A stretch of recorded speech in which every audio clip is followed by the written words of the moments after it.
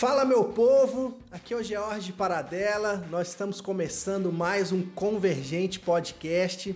Hoje nós vamos falar sobre missão integral. E para falar sobre esse tema tão especial e importante, eu convidei aqui o pastor missionário Guilherme Burjac, que vai trocar essa ideia comigo aqui para a gente conversar, trocar experiências, ouvir a experiência dele no Missão na Íntegra e também ouvir um pouco do testemunho, da história de vida e ministerial dele. Então fica com a gente aqui e vamos convergir.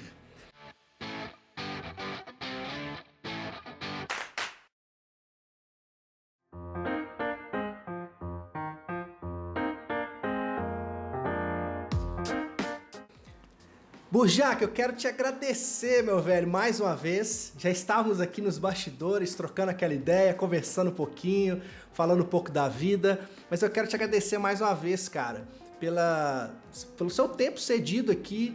A gente está nesse fuso horário aqui, Brasil e Espanha, mas a gente conseguiu encontrar o melhor momento para a gente poder gravar aqui e estar junto. Quero te agradecer muito por você ter topado participar comigo aqui nesse podcast. Nós que estamos dando aí nossos primeiros passos nessa podesfera, mas graças a Deus já temos um convidado como você. Eu quero te agradecer muito, viu, cara? De verdade. Glórias a Jesus. Obrigado pela oportunidade de estar aqui com vocês. Glórias a Deus. Valeu mesmo. Espero que seja um papo maravilhoso, como já estava sendo aqui nos bastidores, o nosso bate-papo aqui, nós trocar de ideia, ouvindo um pouco sobre a experiência do Burjac, lá já há 3 anos como missionário e pastor na Espanha, na província de Córdoba. Como é que é o nome da cidade mesmo que você falou, cara? Puente-Genil, já está lá há 3 anos pastoreando, exercendo o chamado missionário. Mas, Burjac, antes da gente entrar direto para conversar sobre missão integral, missão na Íntegra, que foi onde eu te conheci, onde eu te vi pela primeira vez naqueles vídeos e conferências do Missão na Íntegra. Eu tava no seminário, cara. Eu tava Olha fazendo. Aí, cara. Eu tava na faculdade de teologia. Ah, não. pouquinho só. Mas graças a Deus, cara, sobrevivemos o seminário e. Glória a Deus. 4 anos ali em São Bernardo do Campo, na faculdade de teologia, morando dentro da faculdade, no famoso Pombal, Casa dos Profetas. Que legal. Você é metodista? Sou metodista. Você estudou lá na Ana... No centro... O MESP. Não, o MESP. Não, então, eu tenho a minha convalidação é pelo MESP, porque eu sou formado por um seminário teológico livre, né, dos batistas goianos, e fiz a minha convalidação pela UMESP. Ah, que massa. Somos colegas de mesmo seminário, pô. Aí, que legal. Olha aí. Ah, que legal, cara. Que bacana. UMESPianos. O MESP, a FATEL, né, a famosa FATEL, Faculdade de Teologia da UMESP ali. Moramos dentro. Você chegou a conhecer lá presencialmente? Sim, eu conheci. Eu fui a São Bernardo do Campo, conheci a base. Legal. Que legal. Não, os alunos de lá bebiam muito daqueles congressos ali, né? Teve até uma amiga nossa, a Marli, que era da minha turma, que participou bastante ali na organização e ajudava. Foi até um caso engraçado, cara, assim, de Missão na Íntegra. Assim, teve uma noite que teve uma série, um congresso que aconteceu maior, assim, com vários palestrantes. O Pombal caía abaixo, era todos os quartos assistindo, assim. Era era espetacular, legal. Cara, era espetacular. A gente vibrava com as pregações, assim, era muito legal. Legal, igual a partida de futebol. E aí foi lá que eu te conheci, cara. Desde então, te acompanho na internet, a gente consegue acompanhar os ministérios uns dos outros, né? Mesmo à distância. Sim. E foi lá que eu te conheci, mas eu quero te conhecer mais. Os nossos ouvintes também querem te conhecer mais. Fala como tudo começou. A sua vida não começou ali no Missão na Íntegra. Não mesmo. Deu uma guinada boa ali, mas não foi ali que começou. Então, eu sou de origem... eu conheci a Jesus Cristo por meio do trabalho estudantil, né?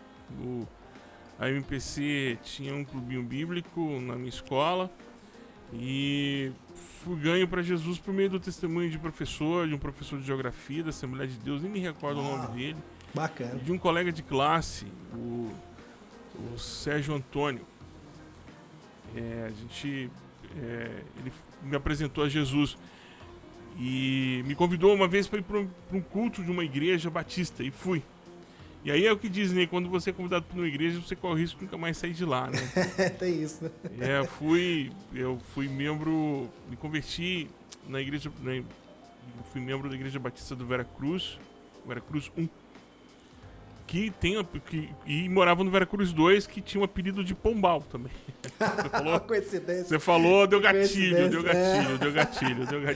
é, cara, só de lembrar. Do Veracruz 2. E depois nós tornamos membros da Igreja Batista do Veracruz 2, a segunda igreja, que foi a igreja fundada pela primeira igreja de lá. Envolvido com o trabalho de juventude durante muitos anos. Muitos anos mesmo com o trabalho de juventude. Cheguei a ser pastor auxiliar para a juventude numa igreja em Goiânia também. E foi quando eu terminei o seminário. Em 2000, eu concluí o curso em 2007. Concluí o curso em 2007. Sou da turma de 2007. Fiz um mestrado em Ciências da Religião em 2012, defendi em 2014. Lá na Metodista mesmo? PUC, não, pela PUC. Queria fazer pela Metodista, mas São eu Paulo e Goiânia era longe, né? Eu tô fazendo aqui, lá na Metodista, né? Lá na Metodista eu tô fazendo. Que legal. Que legal. Bom saber. Quem é o teu orientador? Minha Sandra Duarte de Souza. Ah, Sandra Duarte. Que legal, cara. Que legal. Você tá pesquisando que tema? Eu tô estudando sobre desigrejados. Olha, cara, que tema interessante, hein? Resumindo numa palavra, é isso, assim. Mas olha, legal. Nossa, depois eu queria ter acesso à pesquisa, é um tema legal. Termino no meio do ano. Eu te mando. Já qualificou, já? Já qualifiquei, graças a Deus. Então já terminou, então, né? Mais ou menos. Não, você qualificou com o quê? Dois capítulos? Um capítulo? Um capítulo. Não, já tá bom já, né? Já tá Vamos bom. ver. Os outros... já deram a direção pro segundo e o terceiro capítulo. Já. Vai terminar, vai concluir com 4, né? 4 capítulos? Não, a princípio é 3. A princípio, né? Veremos como é que a Sandra é exigente. Ela é bem exigente. Então, estamos caminhando.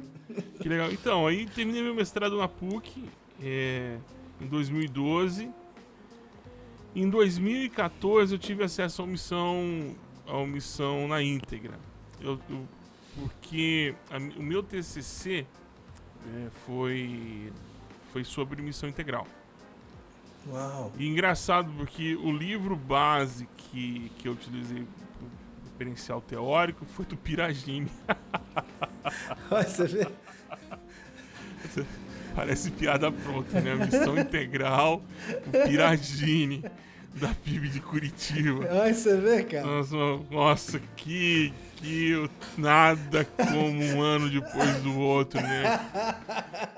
Porque ele escreveu um texto sobre missão integral, mas na verdade ele tava querendo dar uma perspectiva de... Não sei o que ele queria, na verdade. Sei que com o texto dele eu consegui encontrar Orlando Costas, e na época ainda tem pouco material traduzido do Orlando Costas, do espanhol, né, para o português. E eu tive o contato com o Orlando Costas. Do Orlando Costas, eu tive depois o segundo caminho, né, que eu fui olhar o material, foi um pastor presbiteriano, também parece piada pronta. Um pastor presbiteriano escreveu, inclusive é o editor da Bíblia do Missionário, a Bíblia de Missões. Esqueci o nome dele agora. Cara, esse é Timothy Carricker. Isso, Tim Carricker. Sim. Eu sei quem é, já vi alguns Sabe livros. quem é, né? Então era um texto dele que ele falava sobre porque o Orlando Costas escreve sobre as 4 dimensões e ele depois aplicou para 5 dimensões da igreja, que é a base do texto do Piragini.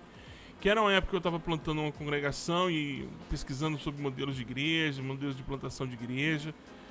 E aí eu interessei pelo tema e escrevi meu TCC baseado nisso. Legal.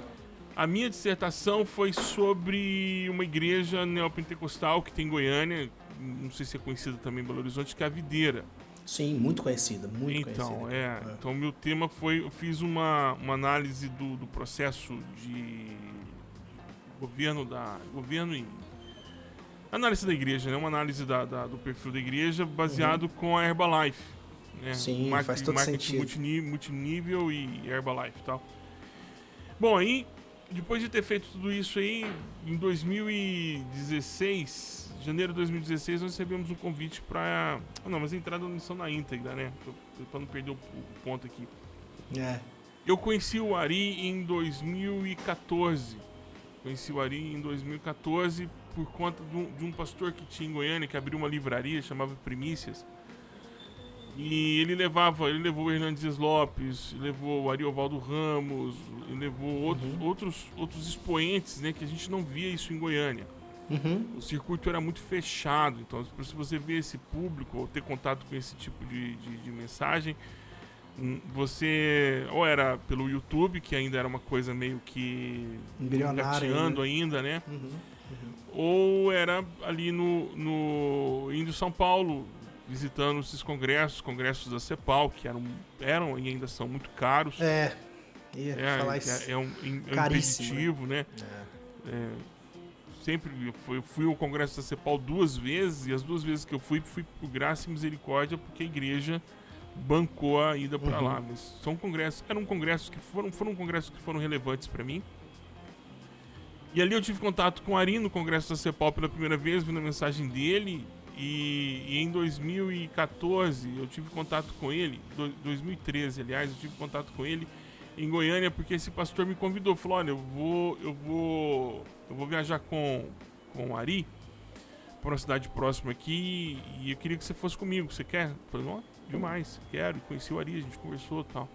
Mas em 2014 o sobrinho dele, o Thiago Almeida, o Thiago tem um papel muito importante no Missão na Íntegra. Que é o rapaz que ficava cuidando ali?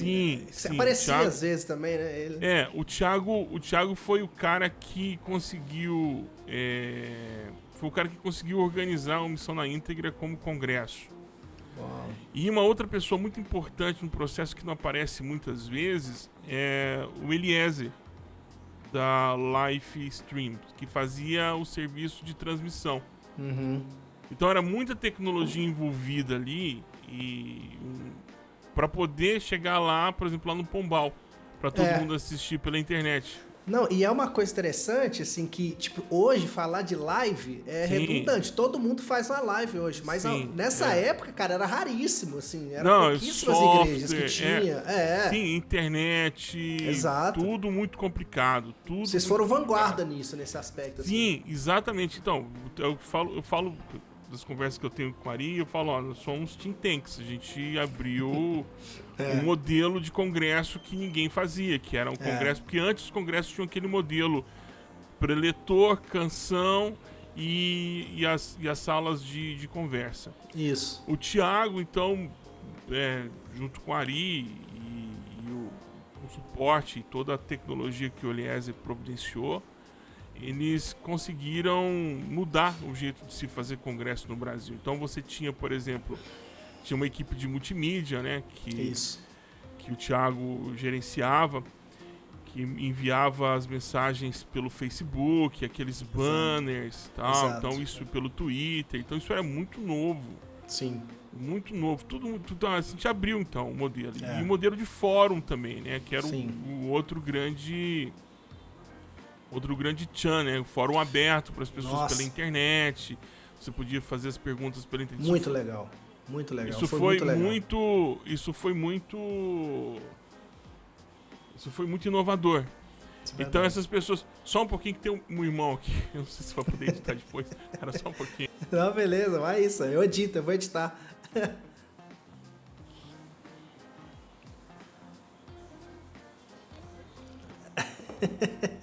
Vale, orando por Luiz. Gracias, adiós. Mete bronca aí. É um irmão que tava aqui, passa aqui, porque a minha janela aqui do escritório dá pra rua. Ah, sim, pô. Então aí ele bateu. Pastor então, né, mano? Casa de pastor, né? Não tem jeito, irmão. Segue o barco. E o Missão na Íntegra foi isso. Então, porque tínhamos uma mensagem, né? Então o Missão na Íntegra popularizou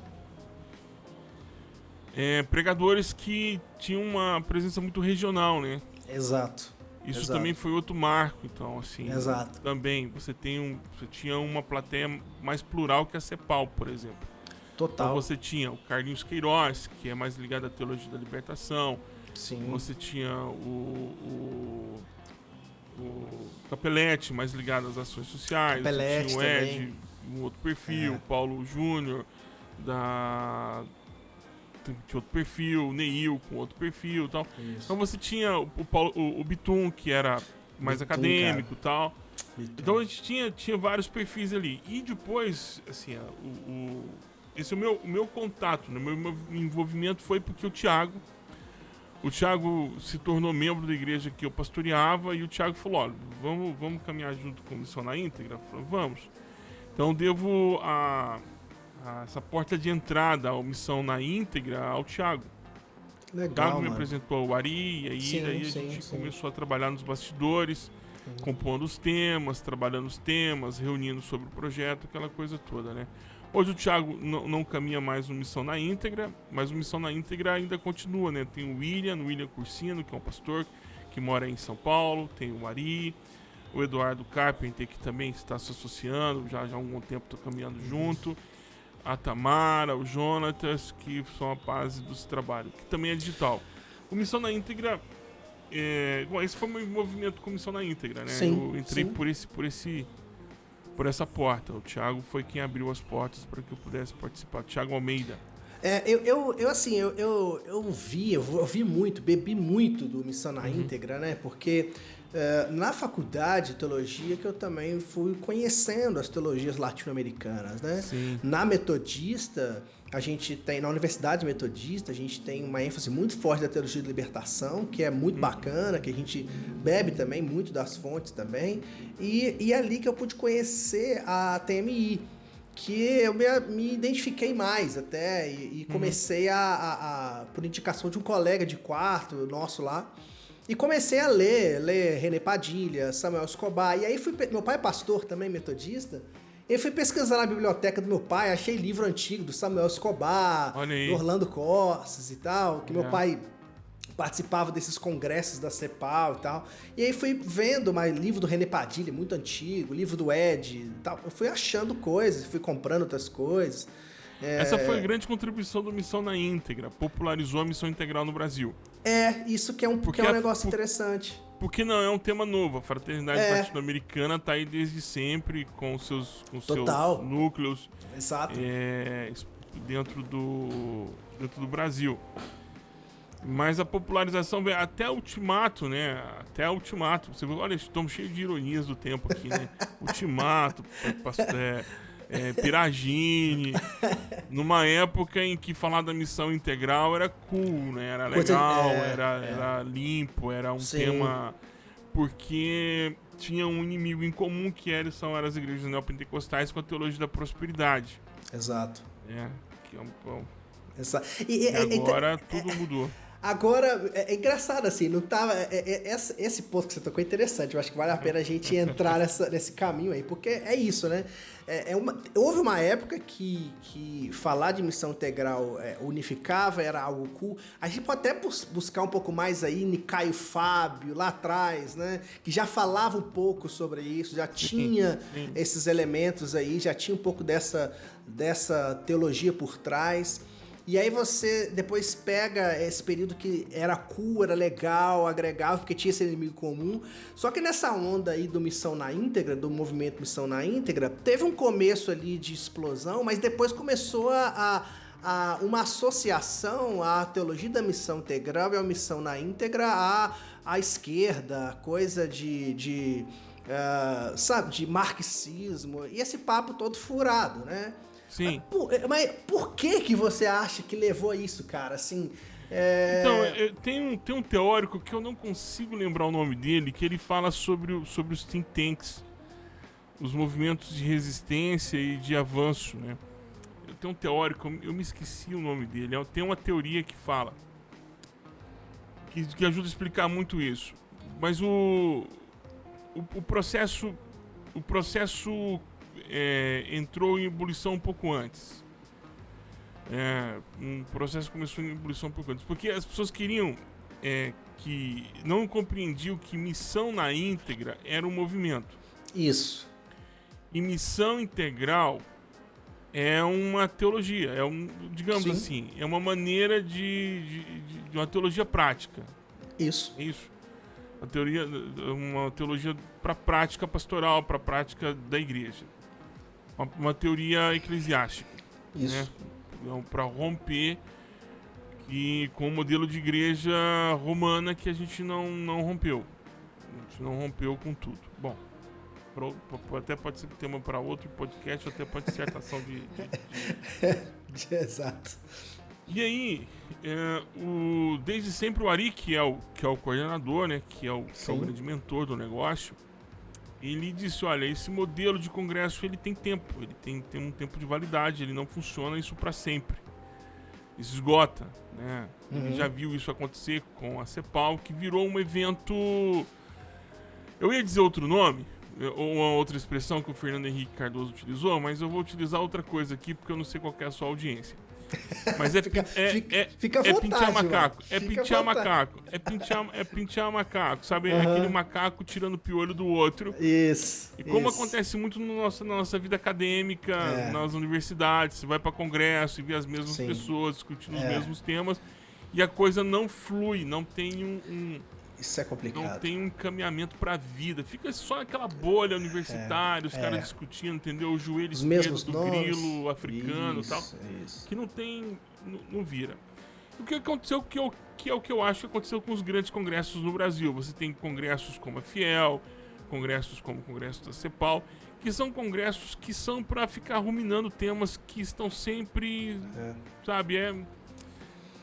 Não tem uma ação para a vida. O Missão na íntegra, esse movimento conseguiu provocar uma ruptura dessa bolha e saiu do tema da discussão, e isso virou, por exemplo, disciplinas em faculdades das Assembleias de Deus, isso foi tema discutido entre seminários de várias confissões.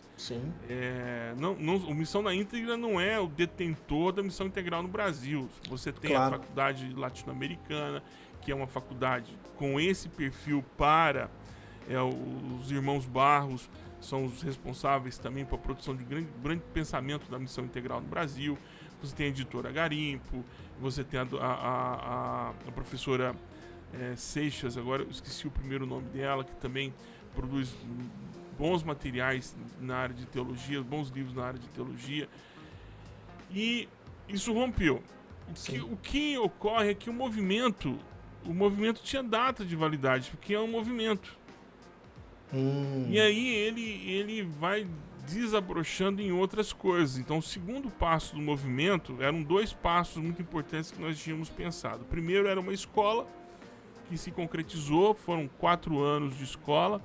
Uau, isso não sabia. 4 ou 5 anos de escola, nós formamos muita gente no Brasil, formamos muitos líderes no Brasil com a teologia da missão integral, com o ensino da missão integral. É complicado, eu ainda não concordo com o termo teologia da missão integral, mas como é que ficou popularizado, então a gente vai usando os mesmos termos populares. Mas pela missão integral, né, pelo tema da missão integral, pela teologia da missão integral, por assim dizer, formamos gente, e o segundo passo era formar uma rede de pastores no Brasil que lidavam com a missão integral, com os mais diversos problemas. Porque o que aconteceu? Quando você tem essa explosão do tema, como aconteceu em 2014, 2013, 14, 15, foram 3 anos promovendo muitos encontros, e isso gerou uma quebra de paradigmas.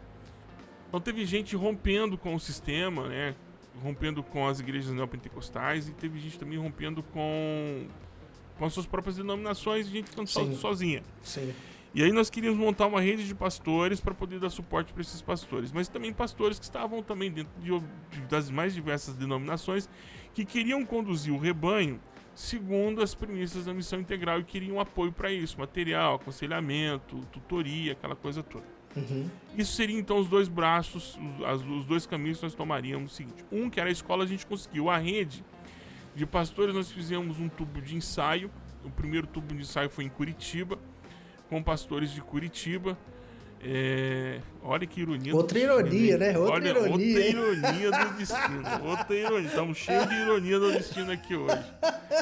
Foram com pastores em Curitiba, caminhamos lá mais de 1 ano, caminhando em encontros mensais, tal, porque era o modelo que nós queríamos estabelecer de encontros presenciais, de pastores que tivessem esse se autotutoriassem, mutualidade ali. Essa era a ideia.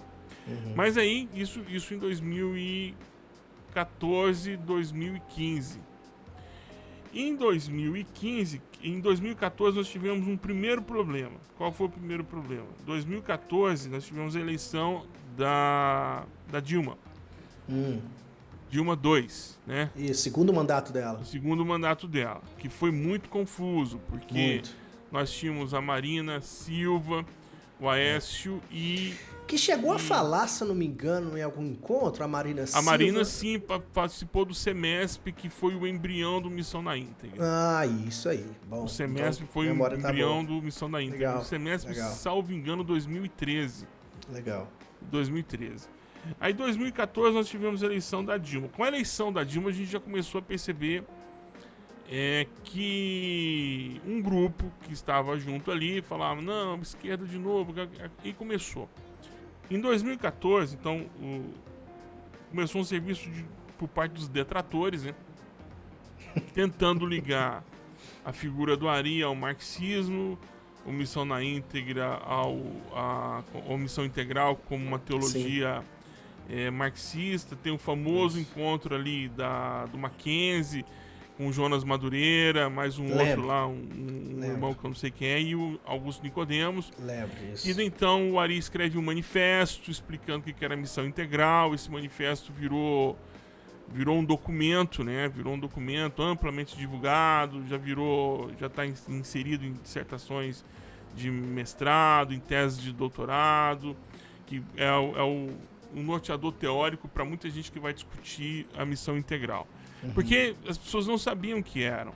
Sim. E aí quando você coloca o adesivo comunista, o adesivo marxista, você já assusta um monte de gente. Exato. Então em 2014 foi essa confusão toda. Em 2015 a coisa que a gente pensou que ia dar uma acalmada, né? Aqui uma crítica minha, pessoal, não falo em nome de ninguém, falo em meu nome. Sim. Mas nós tivemos um governo neoliberal no governo da Dilma, um governo extremamente neoliberal, Joaquim Levy, presidente do ministro da Fazenda.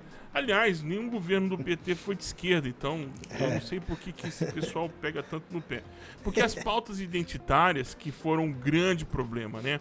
Sim. Um grande tiro no pé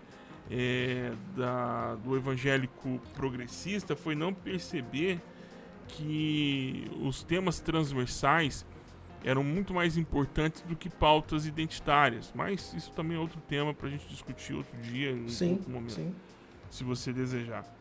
Então o que a gente enxerga nisso tudo? A gente enxerga, por exemplo, um ataque frontal. Por quê? A minha tese, posso estar equivocado, é money. Tem money e poder. Sempre gira em torno disso, né? Então o que você tem? Você tem uma mudança de giro, né? Os congressos passam a ficar esvaziados e você começa a ter uma cobrança por parte do público. Queremos o Ariovaldo, queremos o Ed René, queremos o Paulo Júnior, queremos o fulano. Por que não está no congresso? Não tá... Porque esses congressos... Vamos lá. Eu não sei qual é o seu público, a gente não conversou sobre ele, mas são irmãos e irmãs, né? Manda ver. Os congressos, eles são... Qualquer congresso, inclusive a Missão na Íntegra, são congressos que são feitos para levantar recursos. Ok? Apesar que a Missão na Íntegra, durante algum tempo, os 2 ou 3 congressos, só deu prejuízo.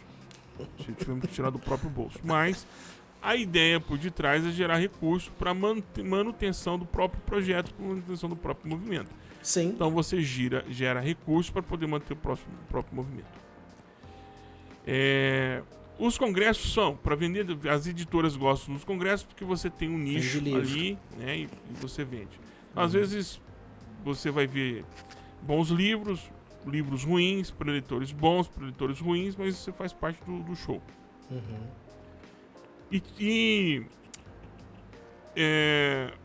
Os congressos começaram também a ter problemas, porque você tem o auditório, que nem a gente tinha, que era para custear as despesas, e transmissão ao vivo de graça. Uhum.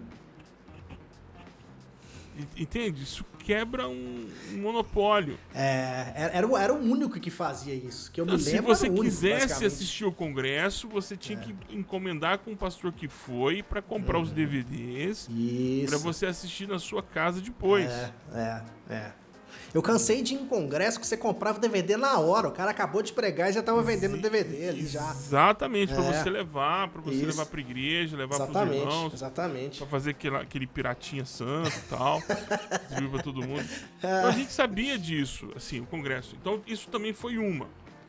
A outra é um jogo de poder. É um jogo de poder, de controle de narrativas. Caraca. Então você tem uma narrativa que questiona, por exemplo, o hipercalvinismo, que o Ari ataca com muita veemência. Isso. De um Deus que pode ser como é que fala?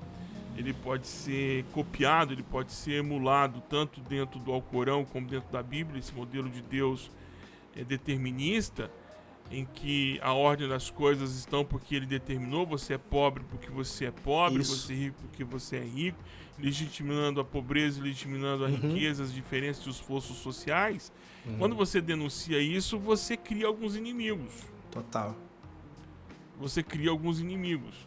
Quando você denuncia que a própria igreja, que não tem representação, porque nós temos um desenho bem estranho. Nós temos uma igreja... A representação evangélica no Brasil é mais ou menos o seguinte. Nós temos os pés, que determinam para onde ela vai. Os membros inferiores, digamos assim. O tronco e os membros inferiores é o público pentecostal.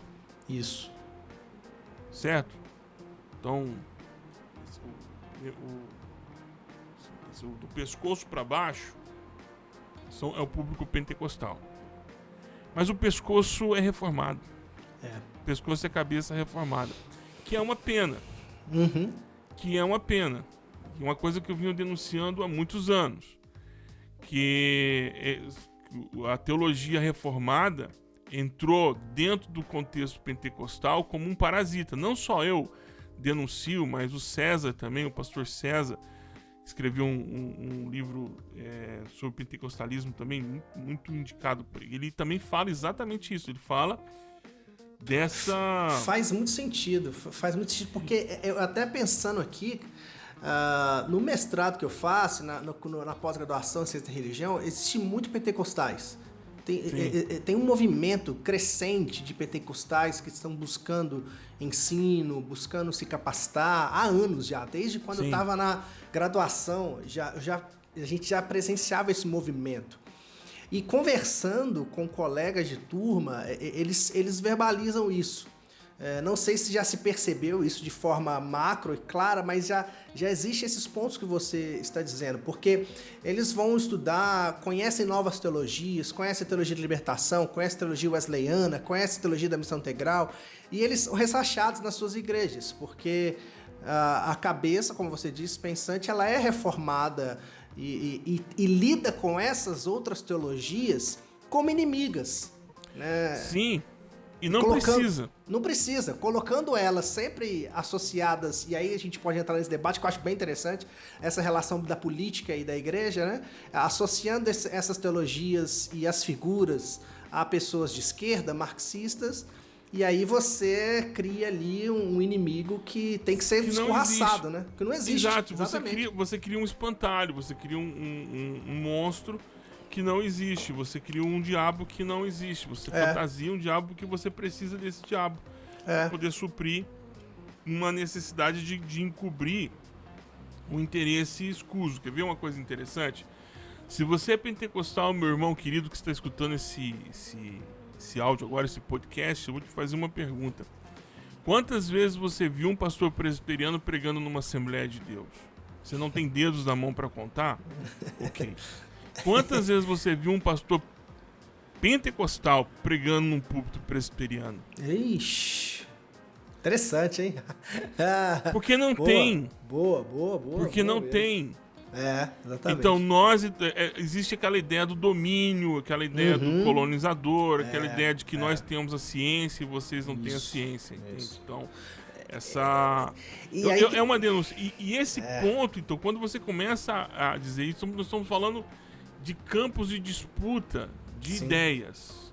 E no campo de disputa de ideias, você tem uma editora que necessita do público pentecostal para comprar seus livros, porque, por favor, né, se as pessoas pensam que é uma editora reformada, ela não constrói o seu portfólio pensando no público pentecostal, ela tá fadada ao fracasso, né? Com certeza. Tá fadada ao fracasso.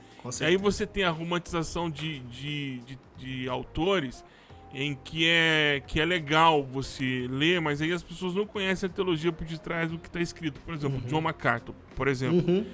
Que graças ao Trump, nós descobrimos quem é o John MacArthur. E alguns reformados, né, descobriram não, porque eu já sabia. Também, mas né? alguns reformados falaram, uau, mas ele é assim. Ele é isso, né? Ele é isso tudo. Então, ninguém lê os livros do cara, pô. Nem leu, não, porque é modinha, entendeu? Então, os caras acham muito legal. E assim, só por exemplo, a síntese dessa aberração de fã-clube, né? De fã-clube que os caras fazem, de fã-clube de personagens, de teólogos. Sim. É você ver um pentecostal carregando uma bíblia de comentário do John MacArthur. Isso aí é clássico. E eu vi muito isso. Eu falei, irmão, você tá com a bíblia do John MacArthur. Você é pentecostal, você sabe. É verdade. Você sabe o que você tá carregando na sua mão. É curioso, cara. Até você falou de John MacArthur, tem outra figura também que eu acho que é legal nessa situação, o John Piper, né? Que é um reformadaço, batista, se eu não me engano. Sim, né? batista. E que também tem um apelo muito grande no meio pentecostal. Na pandemia teve um texto famoso dele, não sei se você viu, né? Então, assim, é interessante isso esse ponto que você está levantando sobre isso, né, cara? Se a cabeça, olhando pro meio evangélico brasileiro, essa cabeça reformada, os pés, o corpo ali, que é quem faz o trabalho, né? Que as mãos que vão levando, os pés que vão anunciando o evangelho, é mais pentecostal. E se a gente Mas você sabe qual que é a droga de entrada dos irmãos pentecostais para essa adoração impensada ao mundo reformado? Qual? É a pregação expositiva. Cara, muito bom você ter falado isso, cara. Os caras são, assim, vou contar um segredo pra você. É um fã-clube, né, cara? Dá até raiva, é um fã-clube, não, né, adoração, cara? não. Deixa eu contar um segredo pra você, meu irmão. Em nome de Jesus, a pregação expositiva, ela é muito boa. Ela é muito boa. Ela é muito boa mesmo no seu preparo, porque na entrega ela cansa. É chata, né? Entende? Assim, os irmãos pentecostais, sabe, só precisavam entender que o temático é o que segura a tia da cantina, o temático é que segura o João Pedreiro, o temático é que segura o Zé o mecânico. Sabe por quê? Isso aí. Porque Netflix é temática. É isso aí. Porque a Amazon Prime é temática. É isso aí. Porque os vídeos de YouTube são temáticos. É isso. Cara, assim, expositivo, essa defesa de tese, o que os caras... O que acontece? No sermão temático tem um problema. O sermão temático tem, assim, digamos assim, a chance de você se contagiar e errar com o sermão temático é muito grande. Porque você tem um tema, né? Quero falar sobre amor. E aí eu vou na Bíblia e busco tentar resolver o problema do tema amor e colocando versículos bíblicos que não tem nada a ver. Mas, cara, nós temos a Bíblia Thompson, que é uma ferramenta para quem gosta de pregar sermão temático, que é maravilhoso, tá tudo resolvidinho, bem pesquisado, tem algumas coisas que precisam melhorar, mas tá aqui, cara, 98% disso aqui é bom. E aí, o sermão expositivo tem, como temático, você corre o risco de errar e falar o que a Bíblia não está dizendo, o expositivo tem uma desvantagem muito grande. Você não lembra nadinha do cara falou, mas você saiu de ali em transe. Porque, nossa, ele pegou João 11:35, Jesus chorou. E aí ele abriu no grego. E aí ele foi falando de cada variante do grego. A história do Jesus chorou no primeiro século. E citou 600... Sem brincadeira. Sem brincadeira. Ai, caralho. Eu fui analisar porque eu dava uma disciplina de homilética 1 e 2 numa faculdade da Assembleia de Deus. E aí eu peguei um sermão de um irmão reformado aí, que eu não vou citar o nome dele, que ele fez, sem brincadeira nenhuma, ele fez 70 citações em 40 minutos. Caraca, mano. 70 citações em 40 minutos. Tem comentários bíblicos aí de um pastor famoso que ele não escreve nada, ele só faz recortes. Ele faz recortes, ele recorta da própria editora dele, faz Isso. É business. Então, no final, no frigir dos ovos, essa confusão toda com missão na íntegra é business. Cara. É poder, é business, é controle de narrativa. Os caras querem saber quem. Porque, não sei se de maneira muito geral as pessoas sabem disso, mas quando um pastor desses de primeira grandeza é convidado para um congresso, há muitos mimos que envolvem, sabe? O cara ganha visibilidade, ele ganhando visibilidade, ele ganha mais relevância nas redes sociais, ganhando mais relevância nas redes sociais, ele pode produzir qualquer porcaria. Que vende. Que vende, que anda, que distribui. Então é um mercado que se autoalimenta. Então você tem congressos e isso tudo. Não estou dizendo que a missão na íntegra foi taxado de comunista por isso, né? Mas é uma leitura pior do que isso, interessante.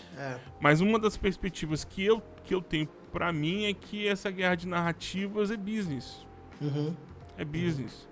Não, e a gente percebe, cara, assim, Não é proteção da igreja não, viu, irmão? Não. Perdão, é porque teve um irmãozinho aí, um jovem teólogo de internet, que disse que fez um favor pro Brasil. Cara, eu acompanhei isso. Fazer uma esposa de Duari. Eu acompanhei isso.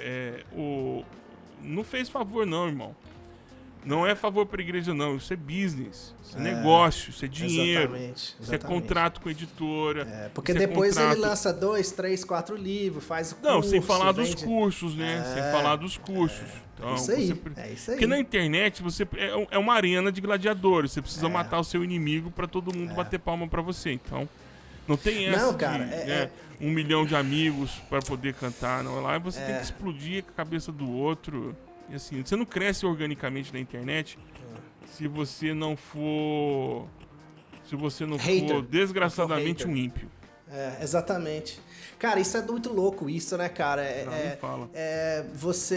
O que você falou, assim, é uma realidade dura mesmo de perceber, mas é fato, né, cara? E a gente percebe isso hoje com algumas lideranças se associando hoje aos governos de hoje, buscando perdão de dívida das igrejas, que aí a gente vai percebendo coisas que foram plantadas lá atrás, sementes e percepções foram plantadas lá atrás para se colher hoje perdão de dívida ou ter espaço na mídia. E é tudo que você falou, você vai construindo isso para que você lá na frente consiga ganhar espaço, poder, notoriedade, fama, que é uma forma de poder aí, que as pessoas buscam profundamente e que vai te reverberar mais cursos, mais venda de livros, e as editoras vão te querer. E não só venda de livros, tem uma outra coisa que também corre em secreto, né? Você tem pessoas que mantêm você.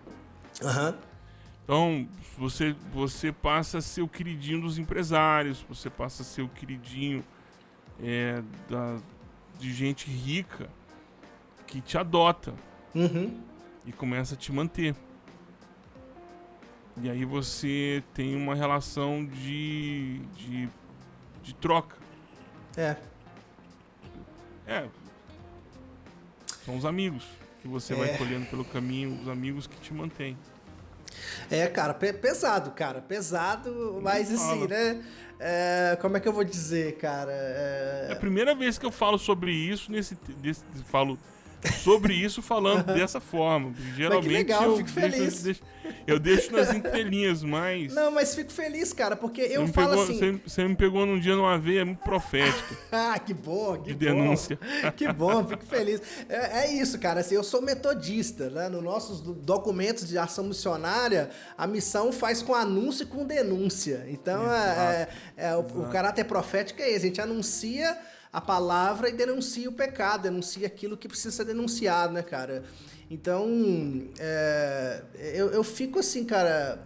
Eu não fico assustado, eu sempre comento isso com alguns irmãos aqui da igreja, assim, amigos, falam, pô, pastor, você não se assusta com essa realidade? Eu falei, eu não me assusto, cara, porque muita coisa são, às vezes, reflexo do que já vivemos no passado, coisas que vão se repetindo, né? Exato. Mas que às vezes a gente não conhece, não parou para analisar, para fazer uma análise da circunstância e para perceber todo esse andar da carruagem. O que me entristece é ver como que, assim, eu bebi muito, né, cara, do Missão na Índia, fui muito edificado, muito do que eu sou hoje como pastor, devo a minha formação, óbvio, né, a formação da faculdade foi muito bom, foi muito legal. Sim, claro. Mas espaços, assim, que eu me identifiquei profundamente foi no Missão na Íntegra, e ver que, aí eu quero que você fale também, a minha sensação, né, que hoje o movimento perdeu força mesmo, né, perdeu aquela gana que tinha, todos esses reflexos que você disse, todos esses reflexos que você colocou,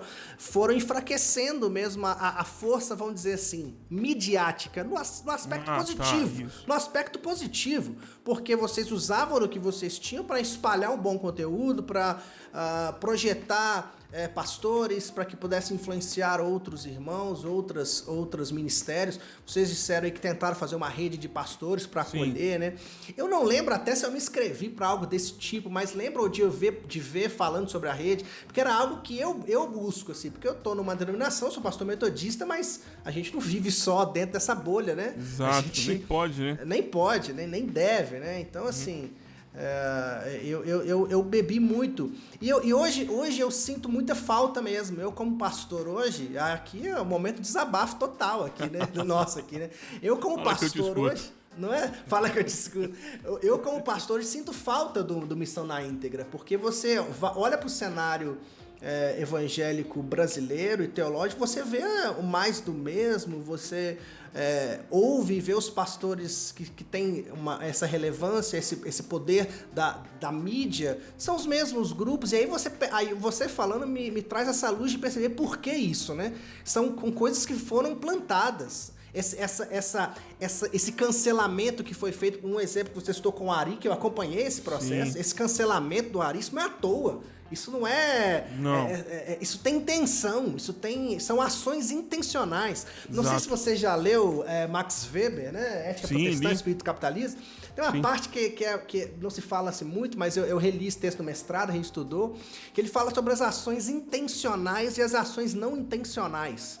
Que existem coisas na história e ações que se desenvolvem por ações intencionais e não intencionais. Sim. Essas ações que a gente foi percebendo são ações intencionais, tem intenção, que às vezes não são expostas, a gente não se percebe, mas são ações com intenção. Com intenção. Sim, e hoje a gente percebe. Todo o projeto de desconstrução foi em cadeia, você vê. O Ari primeiro é mandado embora da Ultimato. Depois você tem o Ari sendo exposto e perdendo espaço na visão mundial, tendo que abrir mão da presidência, porque a presidência da visão mundial é a rainha da Inglaterra, né? Ele mais era tipo um embaixador. Isso.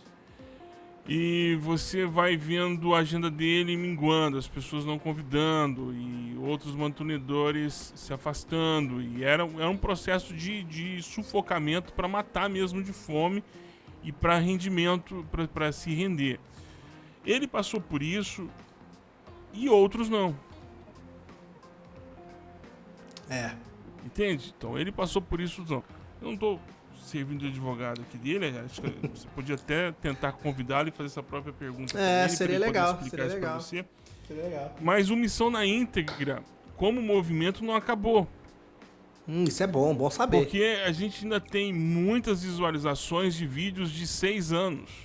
ainda estamos falando, estamos reverberando. Muitos vídeos viralizaram, né, cara? Não, estão rodando até hoje.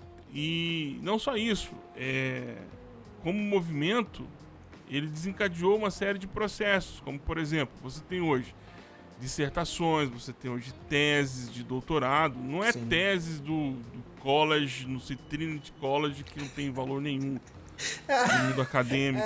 Tipo isso, fora, né, cara? Fora da bolha esses cristã. Seminários americanos, assim, que falam pra ninguém, né? Só pra eles então, mesmos, né? Então, por exemplo, tem a dissertação do Godin, tem a dissertação eu tenho ela aqui. Do Capelletti, tem a tese do Capelletti aí também, que fazendo uma leitura comparativa entre missão integral e teologia da libertação. E você tem editoras com esse viés, você tem gente produzindo esse tipo de material, você tem esse bate-papo que está acontecendo aqui agora. Então não morreu.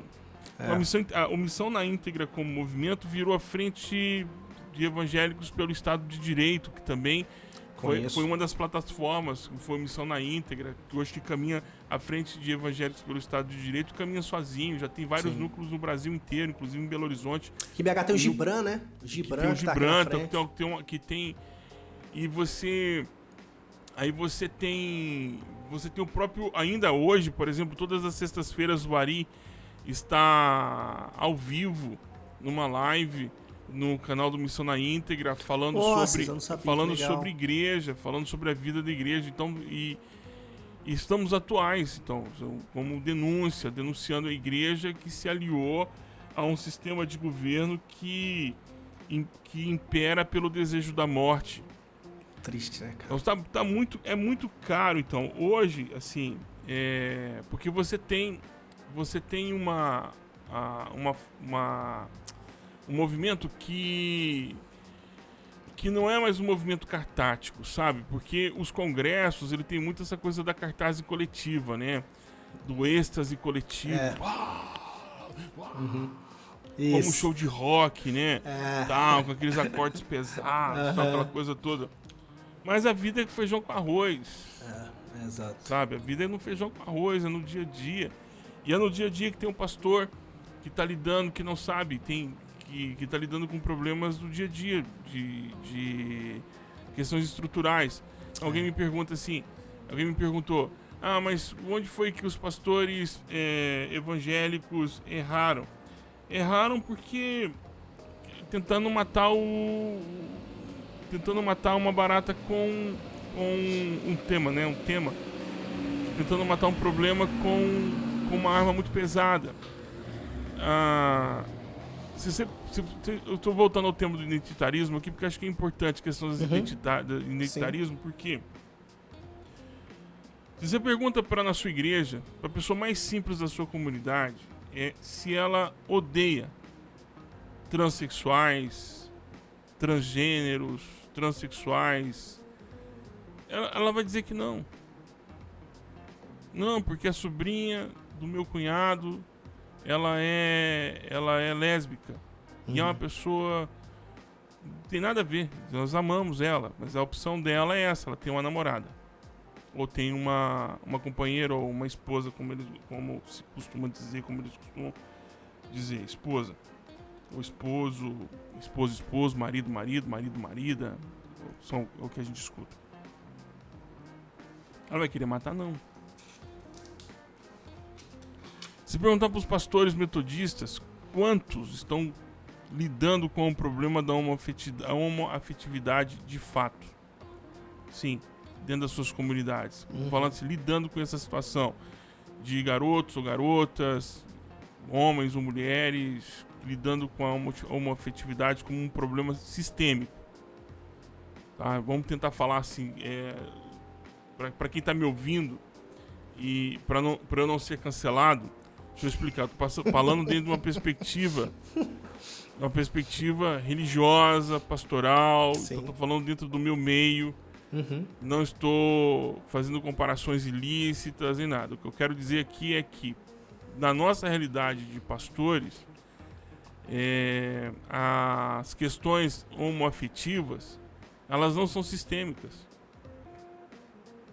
O que é sistêmico é abuso de crianças, Isso é sistêmico dentro do nosso meio. É sistêmico. É. Violência contra a mulher.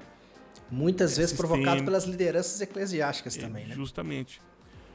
Abuso psicológico. É sistêmico. Então nós temos problemas sistêmicos, temas sistêmicos, problemas para o mundo pastoral que estão assim em níveis muito mais elevados do que este, abre aspas, problema que eles estão achando que a gente tem questão afetiva.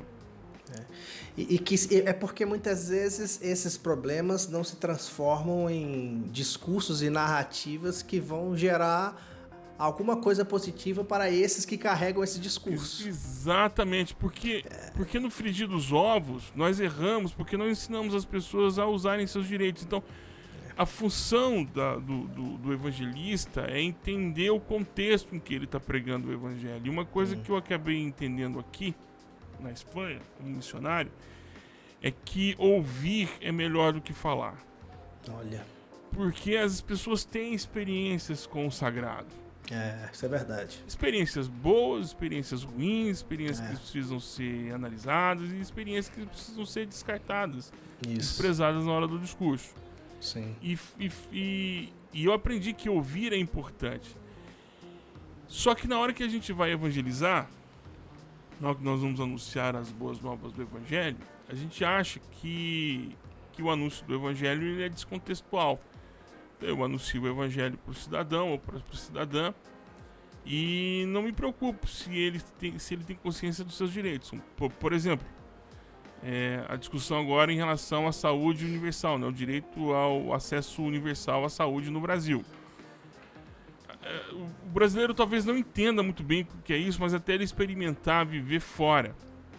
Se ele tem algum sobrinho, se ele é de Governador Valadares, provavelmente ele tem alguém que mora nos Estados Unidos. Eu já morei 2 anos e meio nos Estados Unidos com meus pais. Então você sabe como é que funciona. Então, é. Se você chama a ambulância, os vídeos que tem mais sucesso no YouTube nos Estados Unidos são como fazer uma cirurgia de apendicite. Isso eu não sabia. Não, como fazer pequenos reparos, pequenas cirurgias, para você não acionar o seguro. E caso você seja estrangeiro, você está sem seguro. Está lascado. Então, numa situação de pandemia, como nós vivemos agora, então, quando você fala, explica para ele sobre o Sistema Único de Saúde, conselhos de segurança, conselho de saúde, conselho de educação, tudo isso ele tem acesso dentro da sua cidade, dentro dos bairros. O conselho tutelar que virou trampolim para se transformar vereador, isso. Político do conselho tutelar. Infelizmente. Mas se você tem o ECA, né, que é o Estatuto da Criança e do Adolescente, que a igreja deveria conhecer, ela deveria ser uma das maiores promotoras do ECA, porque ela é quem tem contato com as crianças, tanto pela escola bíblica dominical, tanto pela evangelização de crianças, tanto porque ela também às vezes tem creche, mas porque ela tem crianças no meio. Plantador de igreja, cara, eu sou plantador de igreja. O primeiro público que a gente tem contato é com criança e mulher. E esse é o contato, é o primeiro público que a igreja tem contato. Isso é verdade. Então, há coisas que nós podemos fazer, e é isso que é a tônica da missão integral. Essa é a tônica. Ninguém tá querendo tomar poder, não, irmão. Quem quer tomar o poder são os irmãos teonomistas. O pessoal da cosmovisão cristã, eles é que querem. Que Jesus é dono de cada centímetro cúbico. Tem expressão mais redundante do que essa do Kuyper, pra mim. Não há nada no universo que Deus não requeira como dele. Claro, ele é o Senhor do universo. Isso. Próximo. Ai, cara, é bom demais, bom demais. Rendia a cultura, essas coisas todas. Cara, Wesley deve estar se remexendo no túmulo. Redimir a cultura, esse papo, né? Então, umas coisas assim que eu não consigo entender, né? Difícil isso, cara. Assim, você falou um ponto sobre a experiência, né, cara? Você falou sobre ouvir mais, eu achei legal isso, até anotei aqui, sobre ouvir mais, ouvir as experiências das pessoas. Sim. E tal, né? E me veio um pouco assim, aí puxando a sardinha aqui, né, pra minha tradição, né, metodista wesleyana, cara, assim, a gente aprendeu o valor da experiência. A nossa tradição é formada nesse elemento da experiência, né? A gente tem, por exemplo, o quadrilátero wesleyano, que é a forma de interpretar a caminhada com Deus e tal. Tem um elemento da experiência ali, junto com a razão, com a Bíblia, com a tradição. E é curioso isso, né, cara? Que o que esses movimentos de cosmovisão e blá, blá, blá, essa dinâmica extremamente racionalista mesmo da fé, né? A própria pregação expositiva, né, cara? Parece que enfatiza mais a razão do pregador, a capacidade de racionalidade do pregador, do que o elemento da experiência, que para muitos é taxado como coisa de gente que não tem capacidade intelectual, coisa de neopentecostal e pentecostal, que já são associados quase como pessoas intelectualmente inferiores e tal. Mas me parece que a gente precisa voltar mais a refletir sobre o elemento da experiência, né, cara? Como um elemento importante, assim, na dinâmica de fé, na dinâmica de compreensão da vida, de ouvir as experiências das pessoas, né, cara? De perceber as experiências, e isso ser fundamento mesmo da nossa caminhada, fazer parte desse processo, né? E eu ainda não tinha experimentado isso, porque na pele, a experiência de não ser ouvido. Como estrangeiro, cheguei aqui falando só hasta la vista, baby, nem aparece isso no filme aqui, nem a referência dava certo. Era outra coisa que era dita aqui. E sem domínio da língua, entendendo alguma coisa, mas sem domínio da língua e tal. Sim. Fui atendido aqui por um rapaz e ele falava assim, você, em espanhol, precisa. Falava, deixa eu explicar pra mim, eu não sou burro. Provavelmente tenho mais qualificação do que você. Não me trata como burro. Não me trata como burro, por favor. Eu só não sei falar sua língua. Boa. E geralmente a gente faz isso, né? É o que ocorre muito. Quando voltando à ideia do sermão expositivo, né? O sermão expositivo, eu vi um sermão expositivo maravilhoso, assim, em termos de estrutura e apresentação. Show. Lindo. E o final ele termina assim: que o Espírito Santo te ajude a aplicar tudo isso. Amigo, você veio foi pra isso. É pra isso que o Espírito Santo te tirou de casa. É pra você vir nos ajudar a aplicar isso aí. O cara falou até da cor do pó do monte. Entendeu? A velocidade do vento naquela época do ano. Qual aquela coloração do céu de outono naquele local. A coloração das folhas, a cor da grama. Explicou o que aquilo significava em hebraico, aramaico, tradições. Trouxe 600 cientistas, 600 autores. E no fim ele tem, depois de 50 e tantos minutos de pregação, ele fala que o Senhor, o Espírito Santo, te ajude a aplicar essas verdades no seu coração. Vai tomar banho na soda. Cara, essa foi boa, viu, mano? Essa foi boa, cara. Sensacional. Então, cara, é isso, né, mano? O elemento da experiência dessa... parece que vai ficando de escanteio, né? É curioso isso, cara. Assim, mas... Vai. Mano, pra gente finalizar, assim, esse papo maravilhoso aqui, que tá legal demais. Eu ficaria mais umas 3 horas aqui falando com você. Mas assim, eu acho que diante disso tudo, cara, que você falou, e até um pouco da experiência do Missão na Íntegra, né? Eu acho que ficou bem claro que Missão na Íntegra não é a teologia da missão integral. Para quem não é, quem tá ouvindo falar pela primeira vez sobre esse tema, ou até já viu, possivelmente já esbarrou com algum vídeo do Missão na Íntegra no YouTube, que isso sempre acontece. Não é detentor da missão integral, né? Exatamente. A gente fala de missão integral. Exatamente. Então isso é muito importante, já é um conteúdo legal aqui de conhecimento pra galera. Mas assim, a importância que você percebe da teologia da missão integral pro campo evangélico, assim, agora fugindo um pouco do Missão na Íntegra só, mas desse movimento teológico. A gente tem... é engraçado, né? Com esse movimento reformado, parece que as pessoas... essa ênfase, né? Essa popularização do movimento reformado, a galera não estuda mais outras teologias, né? Não. A galera acha que só existe teologia reformada e pronto, né? É isso, Isso é uma tristeza, né, cara? É um empobrecimento do debate teológico, né? Porque se você cria esses inimigos, então eu nem tenho que ler esse cara. Esse é o negócio. Eu jogo da fogueira. É uma fogueira moderna, né? É uma fogueira moderna, né? Você queima livro, queima a reputação das pessoas, então você não tem contato. Mas existe muita teologia, muitas formas, e toda teologia tem suas falhas, tem, né, seus pontos positivos e negativos. E isso é um ponto importante de se levantar. Eu sempre levanto esse debate, porque se você conversa com um reformado... Eu conversei com o Alexandre Gonçalves, tá no Twitter, tive um podcast com ele, né? E ele falou assim, né, que os reformados são reformados... Como é que é uma expressão que ele usou, cara? Reformado de sapatênis, alguma coisa assim. Isso, reformado de sapatênis, é isso mesmo. Eu ri muito, assim, né? É. Porque é meio que isso, o reformado, aquele reformado clássico de sapatênis, ele acha que ele tá certo e todo mundo tá errado. Então existe esse empobrecimento do debate que para mim é muito ruim. E eu leio teologia wesleyana, leio teologia da libertação, leio teologia da missão integral, leio o que possa me acrescentar. Claro. Agora, qual que é a importância pra gente encontrar um caminho aqui de concluir esse papo que você percebe para a TMI e para as teologias latino-americanas em geral, para o campo evangélico? Na minha perspectiva, é esse elemento da denúncia. Esse elemento profético. Mas como que você enxerga assim, esse elemento? Então, vou falar da perspectiva de um pastor de congregação.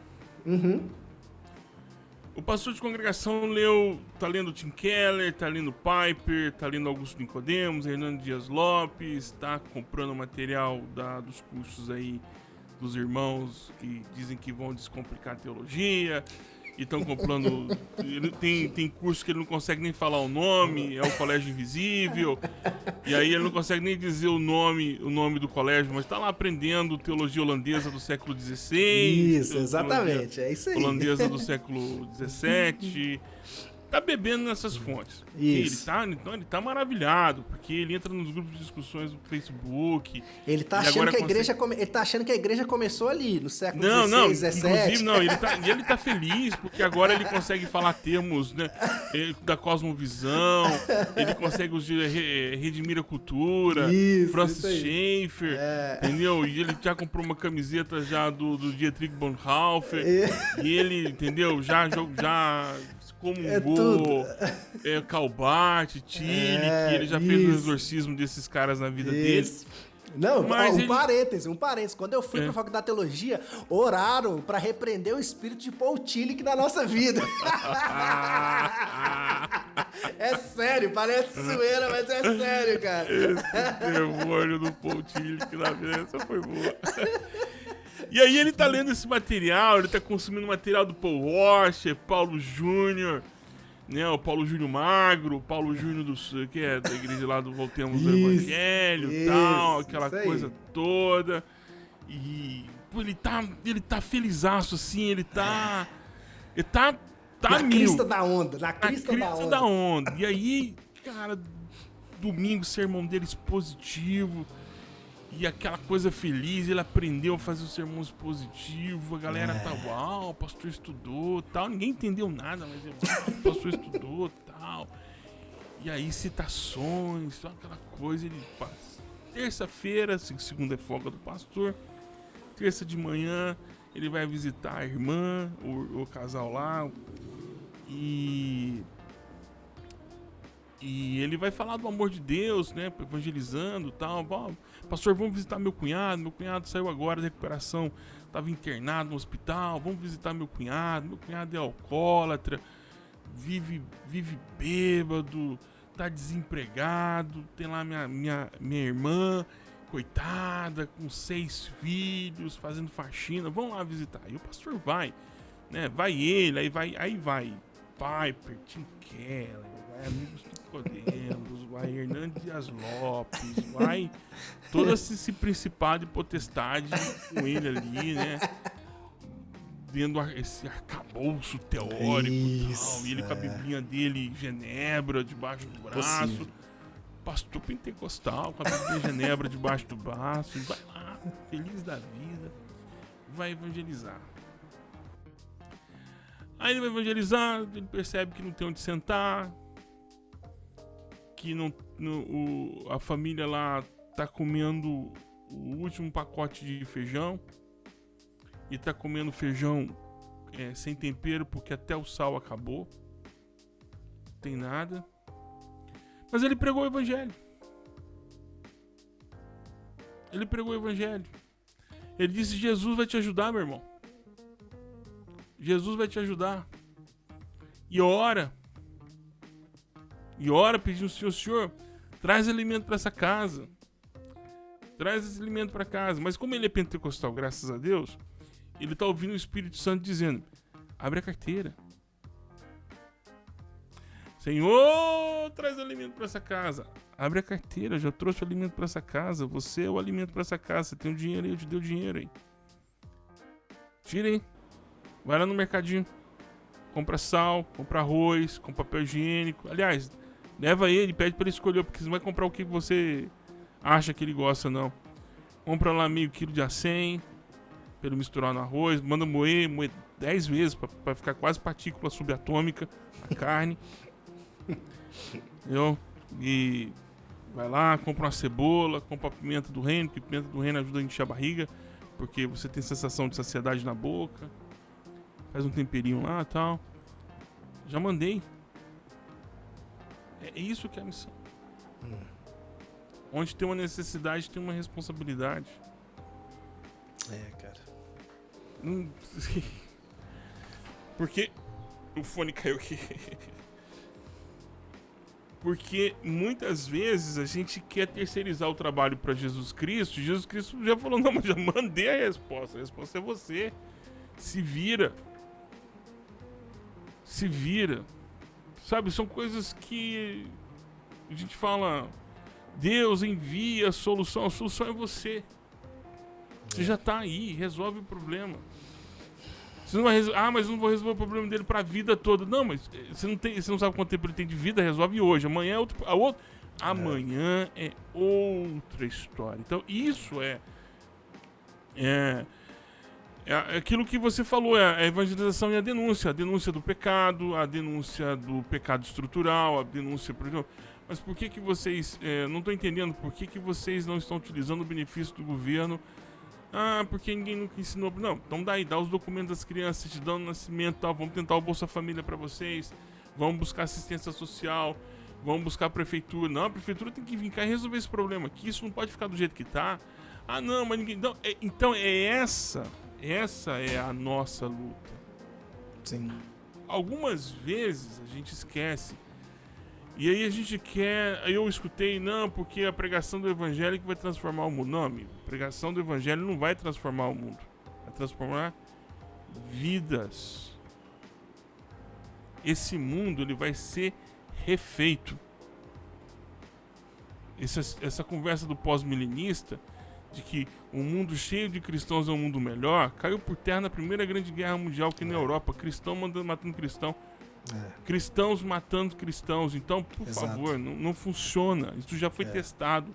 Não funciona. E é o projeto que está em vigor no Brasil atualmente, né? Esse desejo, né? Evangélicos contando com um católico que, sei lá, tinha um cidadão que se convertia todo domingo, coitado, na igreja. Igualzinho esse presidente aí. Ele vai no culto, ele se converte. Todo culto ele se converte. Cada igreja e cada preletor diz ele, agora ele é de Jesus. Ele é de Jesus. É bom, se ele é de Jesus... Qual Jesus? Porque aqui onde eu moro aqui, o que mais tem aqui é Jesus. Tem Jesus o açougueiro, Jesus o lanterneiro, o que mais tem? Jesus. Você conhece Jesus? Jesus. Se eu falar aqui, você conhece Jesus? Eu quero falar, conheço? Mora ali do lado da minha casa ali, ó. O que mais tem aqui é Jesus. Ai, cara, boa, mano. Vamos acabar com esse podcast, vamos? Pode ser. Maravilhoso, cara, maravilhoso. Que papo sensacional, Bujac. Bom demais, cara. Deus você alegrou bom, meu cara. dia, cara. Você alegrou meu dia, de verdade. Hoje de manhã tive aquelas reuniões de pastor complicadas, sabe? Cheio de dificuldade. Aí eu cheguei com esse papo maravilhoso com você aqui agora, Jesus mano. é Bom demais, cara. Mano, que Deus te abençoe demais, cara. Deus Aleluia. abençoe seu ministério. Deus Aleluia. abençoe sua caminhada aí na Espanha. Seus planos são de ficar um tempo determinado? Não tem planos. Não tem plano, não. Tá na mão de Jesus. De que ele mandar eu embora, eu vou. Que bom, que bom. É que Deus te abençoe, cara. O tempo que Amém. Ele tiver pra você aí, pra sua casa, sua família, Deus te fortaleça muito mesmo. Te agradeço mais uma vez pelo seu tempo cedido. Bate-papo sensacional. Você foi muito Deus aberto, bom, transparente. É legal, foi muito legal. Espero que esse papo alcance muitas pessoas, Amém. edifique algumas vidas, denuncie muita coisa, né? Aleluia. Alerte muita Aleluia. gente. Alerte muita gente para refletir sobre a caminhada da igreja. A nossa proposta é essa, é convergir ideias, cara. É convergir Amém. mesmo. A gente vive no mundo, num momento de muita polarização e divisão e separação. A gente precisa convergir mais mesmo e anunciar o reino de Deus. Esse é o nosso desejo, cara, de verdade. Obrigado. E deixa com você aí uma palavra final, mano, para os nossos ouvintes aí. O que você quiser falar aí, você fica à vontade, pra gente finalizar esse tempo. Não confie em nenhum teólogo.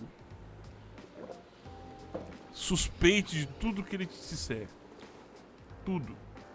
O teólogo não é inerrante, ele não tem inspiração divina, ele é um trabalhador do ofício de ler a Bíblia, entender e interpretar.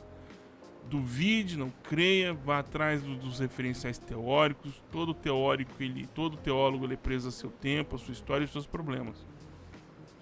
Não acredite. Se você tiver alguma... Não acredite nem no que eu disse aqui. Vá atrás de informações. Busque, né, a teologia do ET Bilu. Busque conhecimento. Não acredite. Não existe teologia infalível. Verdade. Wesley não era infalível. Calvino não era infalível. Lutero não era infalível. Exato. Nem o seu teólogo de preferência aí da internet é infalível. Todo mundo tem conta para pagar. Todo mundo chora. Todo mundo tem os seus medos, todo mundo tem os seus traumas e tem os seus pecados, confessados e não confessados. Então não acredite em nenhum teólogo, em nenhuma teologia. Não abrace ninguém. Abraça Jesus Cristo. Isso. Daí você vai tirando algumas coisas, né? Tem umas coisas boas no calvinismo, algumas coisas boas no wesleyismo, tem algumas coisas boas no luteranismo. Ah, então você está sugerindo então uma teologia x-salada? Coxa de retalho? Então, todo mundo tem um pedacinho de Jesus. Vai atrás desse pedacinho de Jesus que cada um repartiu entre si e tenta montar um Jesus pra você. Exatamente. Maravilha, cara. Bom demais. Se você curtiu esse papo aqui, então, você que tá nos escutando, siga aí as nossas redes sociais, siga o Burjac em todas as redes sociais, no Twitter, no Instagram, no Facebook. Você tem um trabalho no Facebook também, né, Burjac? O Facebook eu faço tudo automático, eu não entro lá. Ah, sim, ok. Assim, você não interage, né? Só compartilha. Não, lá pra mim é Chernobyl. Mas é mesmo. É bem Chernobyl, entendeu? Então eu mesmo. Não tô preparado espiritualmente pra entrar lá não. O que mais você tá fazendo? Nesse finalzinho, divulga. O que mais você tá fazendo? Então, eu tenho um pequeno grupo, assim, focado pra pessoas que estão desigrejadas. O foco é pro pessoal que não tem encontro nenhum. Igreja, mas quem também participa de igreja também participa lá com a gente, que acontece aos sábados às 16 horas pelo Zoom, gratuito, 0800, na faixa, sem custo nenhum. A gente já tem 6 meses que a gente está com esse grupo, tá muito legal. Um pequeno grupo lá que a gente se reúne todos os dias às 7 horas da manhã, até que Deus me conceda graça e eu consiga vencer a tentação de ficar dormindo.